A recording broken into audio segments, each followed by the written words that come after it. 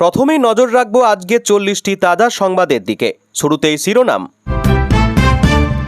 ব্যক্তিগত তথ্য অপব্যবহার করার সুযোগ নেই, ডিজিটাল জনগণনার সূচনা করে আশ্বাস মুখ্যমন্ত্রীর। পূর্ণিমায় ঢাকা পড়া শশী, এবার কাকলির ক্লিনিকে দিদির বাড়ির কাছেই দুই ডক্টরের মেলামেশায় তুঙ্গে জল্পনা। কলকাতায় এবার আরও রাত পর্যন্ত মিলবে বাস, চালু পরিষেবা জেনে নিন রুট। 44,000 পড়ুয়াকে ইসকনের মিড ডে মিল দিলাম, পারলে চেখে আসবেন, বিরোধীদের হিংসা দমনের উপদেশ মুখ্যমন্ত্রীর। তৃণমূল জমানায় নবান্ন থেকে পাস বিল্ডিং প্ল্যান, দুর্গাপুরে বেআইনি বহুতল গুঁড়িয়ে দেওয়ার নির্দেশ। পিঙ্ক কার্ডে সরকারি বাসে বাস ভাড়া মকুব, এখনও আবেদন না করে থাকলে জেনে নিন উপায়। পুরসভার 8,200 কর্মী ও শিক্ষার্থীদের বিশেষ দায়িত্ব, কলকাতার 55 লক্ষ মানুষের জনগণনার রোডম্যাপ দেখালেন স্মিতা। মিডিয়াম ঋতব্রত, পেনশন বৃদ্ধির দাবিতে মুখ্যমন্ত্রী অধ্যক্ষের দ্বারস্থ হবেন প্রাক্তন বিধায়করা। 25 দিনের মধ্যে খালি করতে হবে এসপ্লেনেড, 500-র বেশি ব্যবসায়ীকে নোটিশ। অভিমুখ বদলাতে সময় লাগে না, তোলাবাজি নিয়ে দলের কর্মীদেরই ডিম থেরাপির সতর্কবার্তা শ্রমিকের। 15 দিনে স্কলারশিপ নিয়ে সিদ্ধান্তে নির্দেশ, পড়ুয়াদের কথা ভেবে বড় পদক্ষেপ নিল ইউজিসি। 12 বছরেও মোদি সফল স্বৈরাচারী হতে পারলেন না, বিরোধীদের কটাক্ষ শাহজাদ পুনাওয়ালের। বিজেপি কর্মীদের ক্ষেত্রেও গুন্ডা দমন আইন প্রযোজ্য, দুর্নীতি তোলাবাজি ইস্যুতে সতর্কবার্তা বিধায়কের। অ্যান্ড্রয়েড 12 ছাড়া ডাউনলোড হচ্ছে না জনগণনার অ্যাপ, সরকারের ফোন কেনার নিদানে বেঁকে বসেছেন শিক্ষকরা। নাগরিকত্ব কাটতে নয়, দিতেই সিএএ, 300 মতুয়াকে সার্টিফিকেট দিয়ে তৃণমূলকে ধুসলেন মুখ্যমন্ত্রী। নেপালে পালানো ছক বানচাল, দার্জিলিং থেকে গ্রেপ্তার টুলু মণ্ডলের ভাগ্নে শেখ ওয়াসিম। স্বাধীনতা মানে যা খুশি তাই করার অধিকার নয়, তরুণ প্রজন্মকে বার্তা জাতীয় নিরাপত্তা উপদেষ্টা অজিত ডোভালের। পড়ুয়াদের স্বপ্ন ভেঙে ওদেরই ক্ষমা করছেন, ক্ষমা চান, মোদির ঔদ্ধত্যে প্রশ্ন তুলে পাল্টা রাহুল। সুরক্ষিত পশ্চিমবঙ্গে আপনার নিরাপত্তার দায়িত্ব মুখ্যমন্ত্রীর, রবীন্দ্র সদনে তাসলিমাকে স্বাগত শুভেন্দুর। প্রধানমন্ত্রীকে কটূক্তির ঘটনায় ক্ষমা প্রার্থনা কিশোরীর, কঙ্গনা বললেন সুশিক্ষা প্রয়োজন। রাম মন্দিরে অনুদান চুরি নিয়ে সংসদ চত্বরে পথনাটক রাহুলদের, মামলা পাপ্পু যাদবের বিরুদ্ধে। পূর্ব রেলের নতুন জেনারেল ম্যানেজার হলেন গীতিকা পাণ্ডে। দেশের নিরাপত্তা বিদেশ নীতিতে অবদানে ডোভালকে রাষ্ট্রীয় সম্মান, ভূয়সী প্রশংসা অমিত শাহের। অ্যাসিস্ট্যান্ট কমিশনার পদের পাশাপাশি সামলাবেন ওসির দায়িত্ব, ভবানীপুর থানায় ফিরলেন সৌমিত্র বসু। সঞ্চয়ের প্রথম পাঠ স্কুলেই, মুর্শিদাবাদের প্রাথমিক স্কুলে খুলল ব্যাংক, কাউন্টারে পাস বই হাতে পড়ুয়ারা। ইথানল না মেশালে পেট্রোল হতো 125 টাকা, E20 নিয়ে বড় দাবি কেন্দ্রের। প্রাক্তন মুখ্যমন্ত্রীর বরাভয়প্রাপ্ত সব্যসাচী, মমতাকে আক্রমণ বিরোধী দলনেতা ঋতব্রতর। বজরুকি ছিল সেবাস্ট্রয়কে নিশানা স্বাস্থ্যমন্ত্রীর। বাবা চাকরি পেতে পারেন, বিবাহিত মেয়েও, রায় শীর্ষ কোর্টের। নথি না দেখেই নির্মাণ ভাঙা, কলকাতা পুরসভাকে ভর্ৎসনা হাইকোর্টের। বদ্রীনাথ মন্দিরে চুরিতে মূল অভিযুক্তের বাড়ি থেকে উদ্ধার রূপোর মূর্তি এবং টাকা, দাবি পুলিশের। মন্ত্রী অর্জুন সিংয়ের সই জাল, নোয়াপাড়ায় গ্রেপ্তার 2। শিক্ষাঙ্গনে রাজনীতির রং নয়, 14 বিশ্ববিদ্যালয়কে কর্মসমিতিতে প্রশাসনিক কর্তারা। প্রথম ক্যান্সার টিকার সফল প্রয়োগ রাশিয়ায়, আশার আলো দেখছে গোটা বিশ্ব। জম্মু কাশ্মীরে মেঘভাঙা বৃষ্টির তাণ্ডব, হরপা বানে ভেসে গেল গাড়ি, বন্ধ স্কুল। সরাসরি কৃষকদের অ্যাকাউন্টে ঢুকবে 3.25 লক্ষ কোটি টাকা, বিরাট সিদ্ধান্ত মোদী সরকারের। রাহুল গান্ধীকে বিঁধে ইংরেজিতে পোস্ট, বাঙালি অধ্যাপিকার ভুল ধরিয়ে গ্রামার ক্লাস দিল নেটিজেনরা। আগে বিমানবন্দরের নামকরণেও ছিল পরিবারবাদ, অন্ধ্রে নয়া বিমানবন্দর উদ্বোধন করে কংগ্রেসকে তোপ মোদির।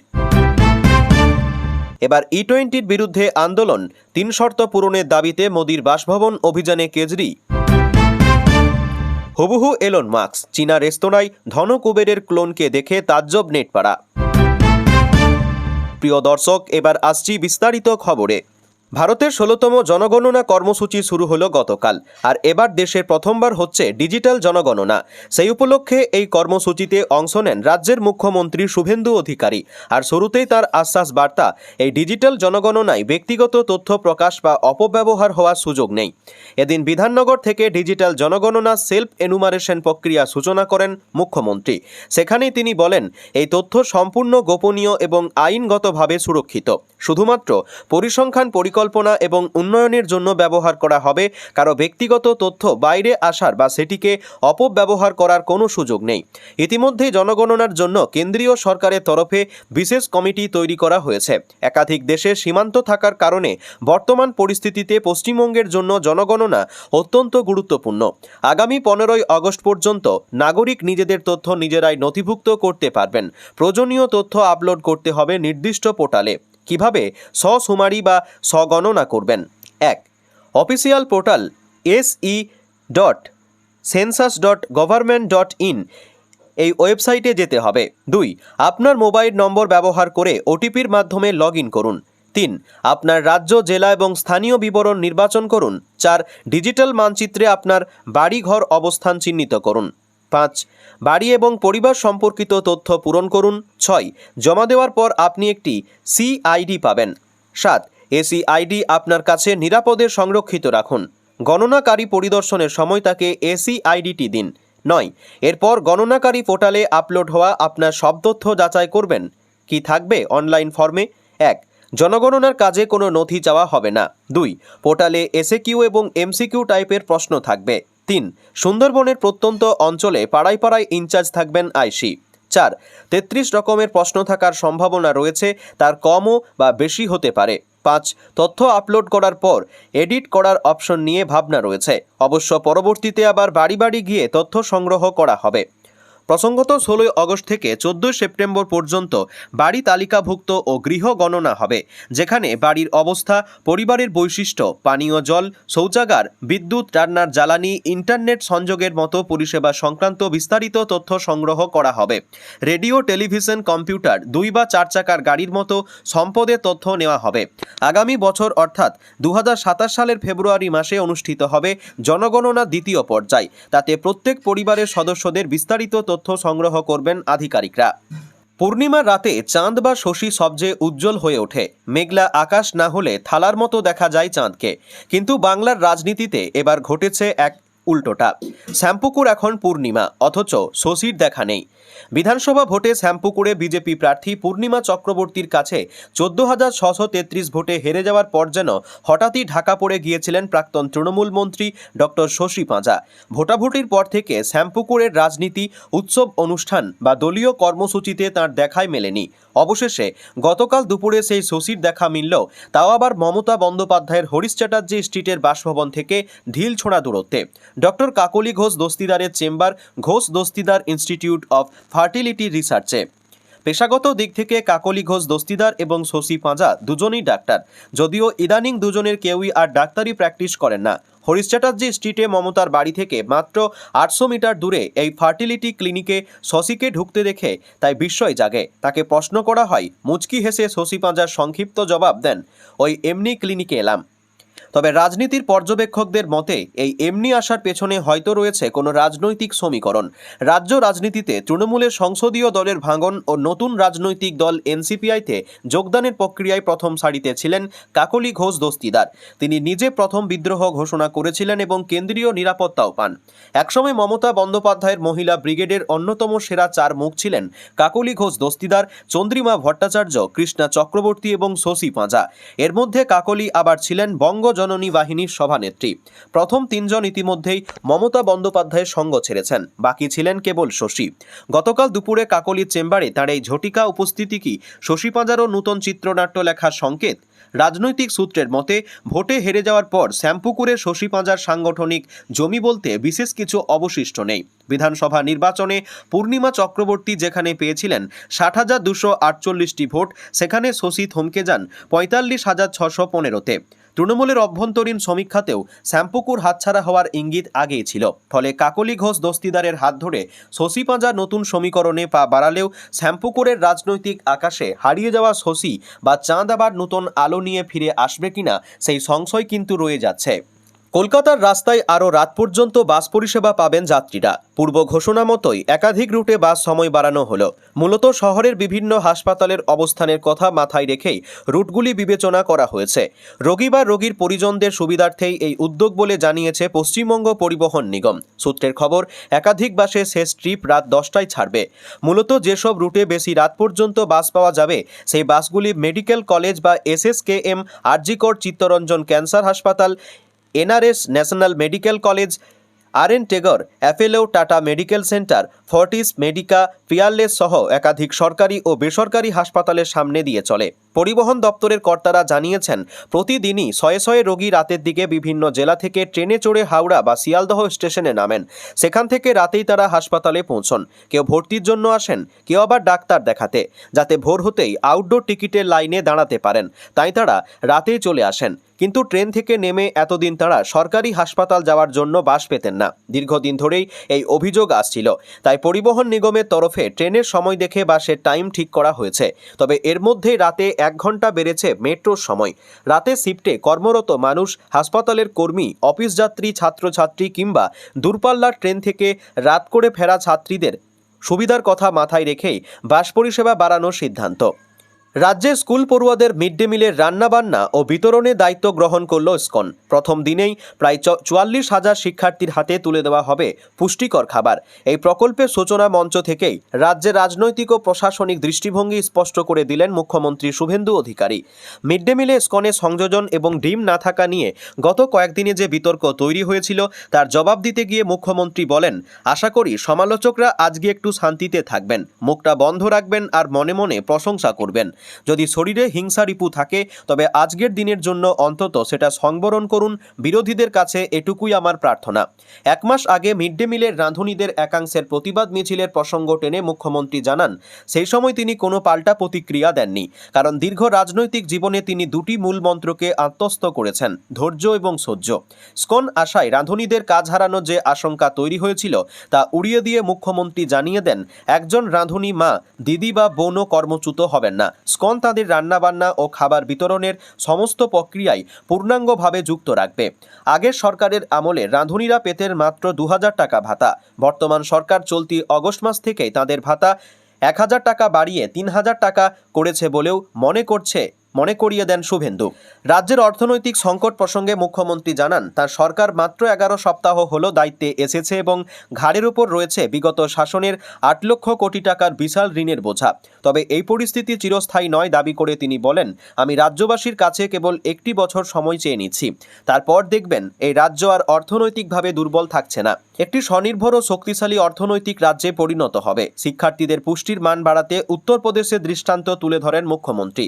PM পোষণ প্রকল্পে অতিরিক্ত বরাদ্দ দেওয়ার জন্য যোগী আদিত্যনাথকে ধন্যবাদ জানিয়ে তিনি বলেন, উত্তরপ্রদেশ সরকার নিজস্ব তহবিল থেকে শিক্ষার্থীদের জন্য অতিরিক্ত 1 গ্লাস দুধ, ফলের রস, গোটা আপেল, পনির কিংবা উন্নত মানের ডাল পরিবেশন করছে, যা অত্যন্ত প্রশংসনীয়। বিগত 34 বছরের বাম শাসন এবং পরবর্তী 15 বছরের তৃণমূল শাসনকে এক সারিতে এনে মুখ্যমন্ত্রী বলেন, যারা 34+15 49 বছর ধরে শুধু রাজনীতি আর চুরি ছাড়া কিছু করেননি, তাদের বলবো যে 44,000 শিক্ষার্থীকে আজ আমরা খাবার দিলাম। সোমবার পারলে আপনারাও গিয়ে একটু চেখে আসবেন, তবেই বুঝতে পারবেন পরিবর্তনটা শুধু ঝান্ডার হয়নি, পরিবর্তনটা শুধু দলের মুখের বা ব্যক্তির নাম বদলের হয়নি, আসল পরিবর্তনটা ঘটেছে ব্যবস্থার। অনুমোদিত বিল্ডিং প্ল্যান না মেনেই গজিয়ে উঠেছে প্রকাণ্ড বহুতল। আবাসনের অতিরিক্ত অংশ নির্মাণের অভিযোগ পেতেই কড়া ব্যবস্থা নিল দুর্গাপুর নগর নিগম। অভিযোগের তদন্তে নির্মাণে অনিয়মের প্রমাণ পাওয়ার পরেই আবাসন মালিককে 15 দিনের ডেডলাইন দেওয়া হয়েছে। বেআইনি অংশ নিজের দায়িত্বে ভেঙে ফেলার নির্দেশ দিল নগর নিগম। নির্ধারিত সময়ের মধ্যে সেই নির্দেশ কার্যকর না হলে পুরসভায় আইন মেনে বেআইনি অংশ ভেঙে দেবে। সেক্ষেত্রে ভাঙার সম্পূর্ণ খরচও মালিকের কাছ থেকেই আদায় করা হবে বলে জানানো হয়েছে। পুরসভা সূত্রে খবর, বেনাচিতির এমকে প্লট এলাকার বাসিন্দা নিত্যগোপাল রায় ও মিঠু রায়ের বিরুদ্ধে বেআইনি বহুতল নির্মাণের অভিযোগ জানান গোপালপুরের বাসিন্দা এস মিশ্রা। সেই অভিযোগের ভিত্তিতে গত 5 জুন দুর্গাপুর নগর নিগমের বিল্ডিং ইন্সপেক্টর ও সার্ভেয়ার সরেজমিনে পরিদর্শন করেন। পরিদর্শনের রিপোর্ট জমা পড়ার পর বিষয়টি নিয়ে প্রশাসনিক প্রক্রিয়া শুরু হয়। গত 24 জুলাই দুর্গাপুর পুরসভায় অভিযোগকারী ও অভিযুক্ত দুই পক্ষকে নিয়ে শুনানি হয়। অভিযুক্তদের পক্ষ থেকে 2014 সালে অনুমোদিত বিল্ডিং প্ল্যানের একটি কপিও জমা দেওয়া হয়। শুনানিতে বিল্ডিং ইন্সপেক্টর এবং সার্ভেয়ারদের যৌথ পরিদর্শন রিপোর্ট এবং অনুমোদিত নকশা খতিয়ে দেখে নগর নিগমের এক্সিকিউটিভ ইঞ্জিনিয়ার দেখতে পান বাস্তবে যে নির্মাণ হয়েছে তার সঙ্গে অনুমোদিত প্ল্যানের সঙ্গে তার কোনো প্ল্যান নেই। এই রিপোর্টের ভিত্তিতে গত 30 জুলাই আদেশনামা জারি করে দুর্গাপুর নগর নিগম। তাতে স্পষ্ট বলা হয়েছে, অনুমোদিত নকশার বাইরে অথবা যথাযথ অনুমতি ছাড়া নির্মিত সমস্ত অংশ 15 দিনের মধ্যে বাড়ির মালিককে নিজ উদ্যোগে ভেঙে ফেলতে হবে। পাশাপাশি ভাঙার কাজ সম্পূর্ণ হওয়ার পর তার একটি রিপোর্টও নগর নিগমের কাছে জমা দিতে হবে। দুর্গাপুর পূর্বের বিধায়ক চন্দ্রশেখর বন্দ্যোপাধ্যায় বলেন, যাদের কাছে অবৈধ ফাইল আছে আর অবৈধ নির্মাণ করেছে সকলের কাছেই নোটিশ যাবে। তৃণমূল আমলে 14টা ফাইল দুর্গাপুর নগর নিগম ও আসানসোল দুর্গাপুর উন্নয়ন পর্ষদ মিলে নবান্ন থেকে করিয়ে আনা হয়েছিল। সরকারি নিয়ম ভেঙে যারা এসব কাজ করেছে কাউকে ছাড়া হবে না। পশ্চিমবঙ্গের সরকারি বাসে মহিলাদের বিনামূল্যে পরিষেবা চালু করেছে রাজ্য সরকার। গত 1 জুন থেকে মহিলারা সরকারি বাসে ফ্রি ভ্রমণ করতে পারছেন। এতদিন যে কোনো একটি আধার কার্ড, ভোটার কার্ড দেখালেই সরকারি বাসে বিনামূল্যে যাতায়াতের সুযোগ পাচ্ছিলেন মহিলা যাত্রীরা। তবে সেটা বেশি দিন নয়। মহিলাদের সরকারি বাসে ফ্রি ভ্যালু টিকিট পেতে আগেই পিঙ্ক কার্ড এর কথা ঘোষণা করেছিল সরকার। কথা ছিল 1 আগস্ট থেকে সরকারি বাসে যাত্রার ক্ষেত্রে বাধ্যতামূলক করা হবে সেই কার্ড। তবে আগে পিঙ্ক কার্ড তৈরিতে 2 মাসের সময়সীমা দেওয়া হলেও এখনই কড়াকড়ি করা হচ্ছে না। কারণ কার্ড তৈরি করতে কোথায় কিভাবে আবেদন করতে হবে সেই বিষয়ে এখনও অনেক যাত্রী সন্দিহান। পরিবহন দপ্তরের তরফে জানানো হয়েছে, অফলাইন এবং অনলাইন দুভাবেই করা যাবে পিঙ্ক কার্ডের আবেদন। অনলাইনে কিভাবে করবেন আবেদন? পশ্চিমবঙ্গ সরকারের অফিসিয়াল ওয়েবসাইট https:/wb.gov.in/ এ যেতে হবে। সেখানে পিঙ্ক কার্ডে অপশন বেছে নিতে হবে। নিজের নাম ও মোবাইল নম্বর দিয়ে রেজিস্ট্রেশন করতে হবে। প্রয়োজনীয় নথি যেমন আধার কার্ড, ভোটার কার্ড সহ একাধিক তথ্য আপলোড করুন। আপলোডের পর একটি রিসিপ্ট পাওয়া যাবে। অফলাইনেও করা যাবে আবেদন। যদি কোনো মহিলা পঞ্চায়েত এলাকার বাসিন্দা হন তাহলে তাদের বিডিওর কাছে যেতে হবে। পুরসভা এলাকায় যারা থাকেন তাদের সেখানে গিয়েই নির্দিষ্ট আবেদন পূরণ করতে হবে। ভেরিফিকেশনের পরেই পিঙ্ক কার্ড হাতে পাবেন আবেদনকারীরা। 1 আগস্ট থেকে শুরু হলো দেশের প্রথম ডিজিটাল জনগণনা প্রক্রিয়া সেন্সাস 2027। প্রথম দফায় 1 আগস্ট থেকে 15 আগস্ট পর্যন্ত চলবে সেলফ এনুপারেশন বা নাগরিক স্বকীয় তথ্য নথিভুক্তিকরণ পর্ব। পরদিন 16 আগস্ট থেকে শুরু হয়ে আগামী 14 সেপ্টেম্বর পর্যন্ত পরিচালিত হবে দ্বিতীয় দফার মাঠ পর্যায়ের সমীক্ষা বা ফিল্ড এনুমারেশন। 2027 সালের 1 মার্চ আনুষ্ঠানিকভাবে এই ডিজিটাল সেন্সাসের চূড়ান্ত রিপোর্ট প্রকাশ করা হবে। শুক্রবার সাংবাদিক বৈঠকে এই কর্মসূচির বিশদ রূপরেখা তুলে ধরেন কলকাতার পুর প্রশাসক স্মিতা পাণ্ডে। কি এই সেলফ এনুমারেশন কিভাবে করবেন? পূর্বে বাড়ি বাড়ি গিয়ে দীর্ঘ তথ্যপঞ্জি পূরণের যে জটিল প্রক্রিয়া ছিল, ডিজিটাল সেন্সাসে তা অনেকটাই সহজ করা হয়েছে। নাগরিকরা এখন নিজের ঘরে বসে মাত্র 10 মিনিটে এই প্রক্রিয়া সম্পূর্ণ করতে পারবেন। স্মিতা বলেন, পোর্টাল ও প্রক্রিয়া নাগরিকদের নির্দিষ্ট পোর্টাল se-census.gov.in এ গিয়ে অথবা কিউআর কোড স্ক্যান করে তথ্য নথিভুক্ত করতে হবে। 11 ডিজিটের এসিআইডি তথ্য সাবমিট করার সিস্টেম একটি 11 নম্বরের অনন্য সেলফ এনুমারেশন আইডি জেনারেট করবে। এই কোডটি প্রতিটি পরিবারকে অত্যন্ত যত্ন সহকারে সংগ্রহে রাখতে হবে। অটো পপুলেশন সুবিধা 16 আগস্ট থেকে যখন তথ্য সংগ্রহকারীরা বাড়ি বাড়ি যাবেন তখন তাদের অ্যাপে এই 11 ডিজিটের এসিআইডি কোডটি দেখালেই সমস্ত তথ্য সক্রিয়ভাবে ভেসে উঠবে। ফলে দ্বিতীয়বার তথ্য দেওয়ার ঝক্কি পোহাতে হবে না। প্রয়োজনীয় নথি, এই অনলাইন প্রক্রিয়ার জন্য আধার বা ভোটার কার্ডের মতো কোনো বাড়তি নথির প্রয়োজন নেই। এমনকি কর্মসূত্রে শহরের বাইরে অবস্থানরত নাগরিকরাও অনলাইনে কলকাতার ঠিকানা ও পরিবারের তথ্য নথিভুক্ত করতে পারবেন। কলকাতার 144টি ওয়ার্ড জুড়ে মোট 8145টি হাউস ডিলিং ব্লক গঠন করা হয়েছে। পুরসভার লক্ষ্য শহর কলকাতার আনুমানিক 55 লক্ষ জনসংখ্যার মধ্যে অন্তত 25 থেকে 30 লক্ষ মানুষকে এই অনলাইন সেলফ এনুমারেশনের আওতায় নিয়ে আসা, যাতে মাঠ পর্যায়ের কর্মীদের ওপর অতিরিক্ত চাপ না পড়ে। শহর কলকাতার প্রায় 700 সরকারি ও সাহায্যপ্রাপ্ত এবং 300টি খ্যাতনামা বেসরকারি স্কুলের অষ্টম থেকে দ্বাদশ শ্রেণীর পড়ুয়াদের এই প্রক্রিয়ায় সামিল করা হয়েছে। প্রতিটি ক্লাসে একজন করে সেন্সাস প্রিফেক্ট নিয়োগ করা হবে। প্রযুক্তি সচেতন এই শিক্ষার্থীরা নিজেদের পরিবারের পাশাপাশি আরও অন্তত 10টি পরিবারকে অনলাইন নথিভুক্তিকরণে সহায়তা ও উৎসাহিত করবে। পুরকর্মীদের জন্য বাধ্যতামূলক। পুরসভা সমস্ত আধিকারিক ও কর্মচারীদের জন্য সেলফ এনুমারেশন বাধ্যতামূলক করা হয়েছে। শনিবার প্রথম দিনেই কঠিন বজ্র ব্যবস্থাপনা বিভাগের কর্মীদের তথ্য নথিভুক্তকরণের মাধ্যমে এই অভিযানের সূচনা করা হবে। বিশেষ উদ্যোগ, বস্তি ও কলোনি এলাকার বাসিন্দাদের সহায়তায় সেন্সাস সেল ও বস্তি বিভাগ যৌথভাবে বিশেষ ড্রাইভের আয়োজন করেছে। এছাড়াও হাইরাইজ আবাসন, ক্রেডাই এবং ব্যবসায়ী সংগঠনগুলির সাহায্য নেওয়া হচ্ছে। কলকাতা জুড়ে মোট 8,200 জন এনুমারেটর এবং 1,400 জন সুপারভাইজারকে এই ডিজিটাল গণনার কাজে নিযুক্ত করা হয়েছে। ইতিমধ্যে কর্মীদের 2 দফার 3 দিন ব্যাপী প্রশিক্ষণ সম্পন্ন হয়েছে। যারা কাজে অসুবিধা বোধ করছেন বা অনুপস্থিত ছিলেন তাদের জন্য আগামী 3 থেকে 5 আগস্ট বিশেষ মক আপ প্রশিক্ষণের বন্দোবস্ত রাখা হয়েছে। প্রশাসনের আশা, স্কুল শিক্ষার্থী, নাগরিক সমাজ ও সাধারণ মানুষের স্বতঃস্ফূর্ত অংশগ্রহণে ভারতের এই প্রথম ডিজিটাল সেন্সাস সফলতার মুখ দেখবে। কেউ ভুগছেন কঠিন অসুখে, কারোর আবার পেনশনের টাকায় সংসার চালাতে হিমশিম অবস্থা। রাজনীতি করবেন কি? সংসারে ঘানি টানতে গিয়েই করুণ অবস্থা। তাই পেনশন বৃদ্ধির দাবি নিয়ে মুখ্যমন্ত্রী শুভেন্দু অধিকারী ও বিধানসভার অধ্যক্ষ রথীন্দ্রনাথ বসু দ্বারস্থ হতে চলেছেন প্রাক্তন বিধায়করা। বিধানসভায় এ নিয়ে প্রাক্তন বিধায়কদের একটি বৈঠক ছিল। শুধু বাম কংগ্রেস নয়, তৃণমূলের প্রাক্তন বিধায়করাও এই বৈঠকে যোগ দিয়েছিলেন বলে খবর। মহারাষ্ট্রে প্রাক্তন বিধায়কদের পেনশন 50 থেকে 70 হাজার, ঝাড়খণ্ডে 40,000 থেকে 75,000, উত্তরাখণ্ড ও কর্ণাটকেও সমপরিমাণ অর্থ মেলে পেনশন বাবদ। সেখানে বাংলায় প্রাক্তন বিধায়কদের পেনশন এখনও মাত্র 14 থেকে 18,000 টাকা। পেনশন বৃদ্ধির দাবিতে মমতা বন্দ্যোপাধ্যায়ের সরকারের সময় থেকেই দাবি জানিয়ে আসছিলেন প্রাক্তন বিধায়করা, কিন্তু কর্ণপাত করেননি তৎকালীন মুখ্যমন্ত্রী। এমনকি বর্তমান মুখ্যমন্ত্রী শুভেন্দু অধিকারী বিরোধী দলনেতা থাকাকালীন প্রাক্তন বিধায়কদের পেনশনের অঙ্ক বাড়ানোর বিষয়টি মমতা বন্দ্যোপাধ্যায়কে খতিয়ে দেখার অনুরোধ করেছিলেন। এবার সরকার বদল হতেই পেনশন বৃদ্ধির দাবিতে নতুন মুখ্যমন্ত্রী ও অধ্যক্ষের দ্বারস্থ হওয়ার সিদ্ধান্ত নিয়েছেন প্রাক্তন বিধায়করা। সূত্রের খবর, বিষয়টি নিয়ে মুখ্যমন্ত্রী ও অধ্যক্ষের সঙ্গে কথা বলেন বিরোধী দলনেতা ঋতব্রত বন্দ্যোপাধ্যায়। প্রাক্তন বিধায়কদের ন্যূনতম 50,000 টাকা পেনশন করার অনুরোধ করেছেন তিনি। বিষয়টি নিয়ে মুখ্যমন্ত্রী ও অধ্যক্ষ চিন্তাভাবনা শুরু করেছেন বলে বিধানসভা সূত্রে খবর। পেনশন ছাড়াও বিধায়ক হোস্টেলের ভাড়া নিয়েও সরব হবেন তারা, কারণ বিভিন্ন সময় ব্যক্তিগত বা দলের কাজে জেলা থেকে কলকাতায় এসে থাকতে হয় প্রাক্তন বিধায়কদের। এমএলএ হোস্টেলে থাকতে গেলে রাত প্রতি 600 টাকা গুনতে হয়। এই ভাড়া কমানোর দাবি করা হবে বলে জানান কংগ্রেসের প্রাক্তন বিধায়ক মনোজ চক্রবর্তী।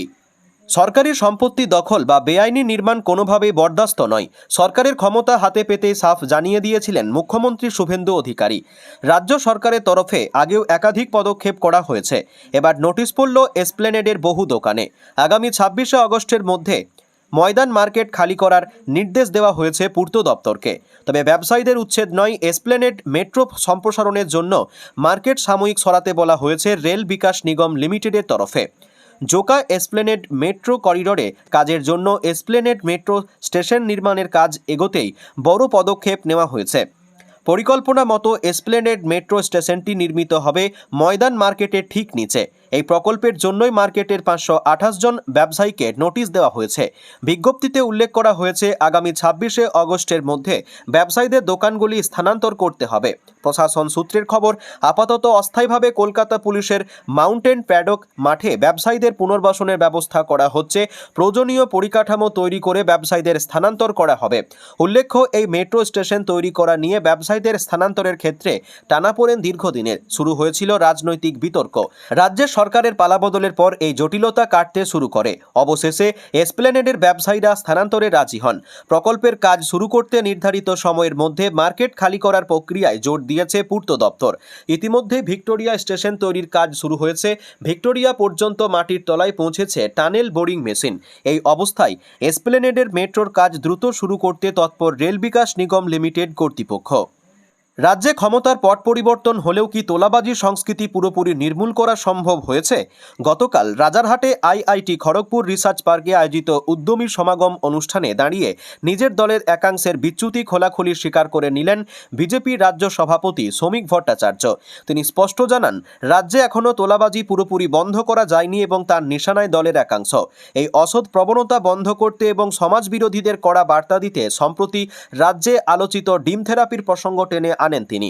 দলের কর্মী সমর্থক থেকে শুরু করে নতুন যোগ দেওয়া নেতাদের সতর্ক করে তিনি হুঁশিয়ারি দেন, অনাকাঙ্ক্ষাজনিত যে ডিম থেরাপি হচ্ছে সেই ডিমের অভিমুখ ঘুরে অন্যদিকে পড়তে কিন্তু বেশি সময় লাগবে না। রাজারহাটের মঞ্চ থেকে বক্তব্য রাখতে গিয়ে শ্রমিক ভট্টাচার্য স্বীকার করেন যে তোলাবাজি বন্ধে এখনও শতভাগ সাফল্য আসেনি। তিনি বলেন, সমস্ত কিছুর সমাধান করা সম্ভব হয়নি। আমি যদি আমার দলের প্রতিনিধি হয়ে আপনাদের বলি যে রাজ্যের সব জায়গা থেকে তোলাবাজি বন্ধ করে দিতে পেরেছি, তাহলে ভুল বলা হবে। বিচ্যুতি রয়ে গিয়েছে আসলে একটা বিশেষ পদ্ধতির মধ্য দিয়ে মানুষ দীর্ঘদিন ধরে পরিচালিত হয়েছে, একটা সিন্ডিকেট রাজ তৈরি হয়েছে। শুধু ক্ষমতার পট পরিবর্তন হলেই যে সমস্ত কিছু রাতারাতি বদলে যাবে তেমনটা নয়। তোলাবাজি বন্ধে এবং দলীয় শৃঙ্খলা বজায় রাখতে পুরনো এবং নবাগতদের প্রতি সমান সতর্কবার্তা দিয়েছেন রাজ্যের বিজেপি সভাপতি। সম্প্রতি ঘটে যাওয়া ডিম থেরাপির ঘটনা উল্লেখ করে তিনি মনে করিয়ে দেন যে ডিম ছুঁড়ে মারা বা ডিম থেরাপির সংস্কৃতি তৈরি হচ্ছে, তার অভিমুখ কিন্তু যে কোনো সময় ঘুরে নিজের দিকেও আসতে পারে। বিশেষ করে সম্প্রতি দলে যোগ দিয়ে রাতারাতি নতুন কিছু পাওয়া বা করার চেষ্টা করছেন যে সমস্ত নতুন নেতাকর্মী, তাদের কড়া ভাষায় সাবধান করেছেন শ্রমিক। তিনি জানান, নতুন হোক বা পুরনো কর্মী, তোলাবাজির মানসিকতা থাকলে ছাড় দেওয়া হবে না। রাজনৈতিক বিশ্লেষকদের মতে রাজ্যের ক্ষমতাসীন বিজেপি দলের রাজ্য সভাপতির মুখে দলের ভেতরে সিন্ডিকেট এবং তোলাবাজির এই আত্মসমালোচনা এবং প্রকাশ্য ডিম থেরাপি সতর্কবার্তা অত্যন্ত তাৎপর্যপূর্ণ।